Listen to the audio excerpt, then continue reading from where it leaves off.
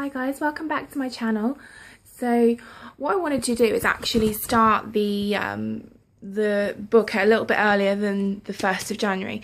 Now the reason for this is because I feel like there's a little bit of preparation that will be required in order to do the mini ritual that it talks about in the book. So what the book is actually asking you to do is to look at New Year's resolutions in a different way. So obviously a lot of people, they pick these resolutions that are so unobtainable that it just never happens. By February you feel so, unhappy with yourself that you've completely broken this, completely unobtainable resolution, and it's never productive. So what the book is actually explaining about is maybe having slightly more resolutions, but then being smaller and slightly more obtainable. Now, in the book, it talks about having resolutions for yourself, for your health, for your craft. And I think that's a fantastic idea. So, for example, I really want to, one of my resolutions this year is to get more into the moon cycles, to work a bit more by the moon.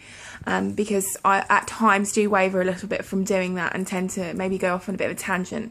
And I'd like to bring it back to the basics.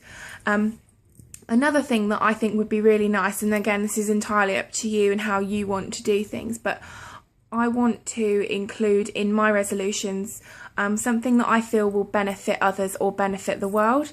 So one of my New Year's resolutions is I want to get a little bit more actively involved in some of my beliefs. So for example, I'm really against animal cruelty, animal testing. I want to make it a resolution of mine to understand and learn more about these things. So if that sounds like something you would like or you want to do, I think now would be a good time to start thinking about and contemplating those decisions, those resolutions for the year. Now the book says to do anywhere between 6 to 12. Obviously you can do more or less depending on what you actually feel is right for you. But I'm certainly going to take this time now between today and the next day or so to sit down and just evaluate exactly what it is that I want for this year. And I think for me, I mainly want to focus on things that I want to improve for my craft and also things that I want to help others, because, helping yourself obviously does help others as well. I mean, being healthy, making a New Year's resolution to be healthy is always a good one, because that helps others in that you'll be healthier, you can be more involved and active and, spending time with them.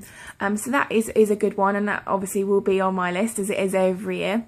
But also, yeah, things that will directly help others, trying to make a vow to spend more time with family, spend more time with friends, spend more effort on these things.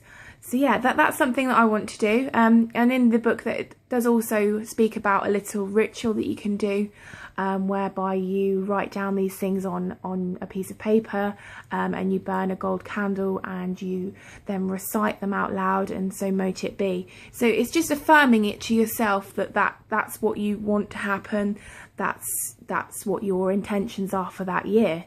So I hope you'll all join me. I would be really interested to know what your resolutions are, and hopefully by the time I post this video, or at least shortly after, I will post in the comments below again what resolutions that I've come to. So thank you for joining me again. Hopefully I'll have another video up for you shortly, and as always, if you have any questions, then please let me know. Blessed be.